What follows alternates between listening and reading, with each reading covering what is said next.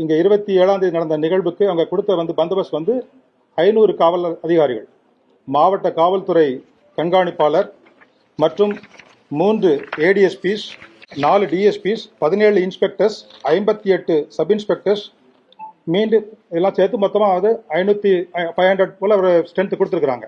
தமிழகத்தினுடைய பொறுப்பு டிஜிபி ஒரு பேட்டி கொடுக்கிறார். 500 பேர் பந்தோபஸ்துல இருந்தாங்க. 500 பேர்ல இல்லைங்கண்ணா, ஸ்ட்ரைக்கிங் போர்ஸ், கார்டு, வண்டிக்குள் உட்கார்ந்து இருந்தவங்க இவங்கெல்லாம் சேர்த்துனா 500. கீழே இருந்த போலீஸ்காரங்க எத்தனை பேர்? 100 பேர் கூட இல்ல.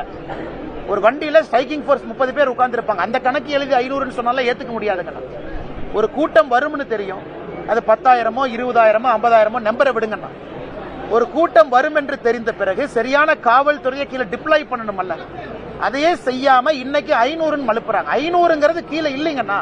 டிராபிக் போலீஸ் இருந்தாங்களா, கீழே லா அண்ட் ஆர்டர் போலீஸ் இருந்தாங்களா? இல்ல, அவங்க எல்லாம் ஸ்ட்ரைக்கிங் போர்ஸ். அதுலயே 300 பேர் போயிருப்பாங்க.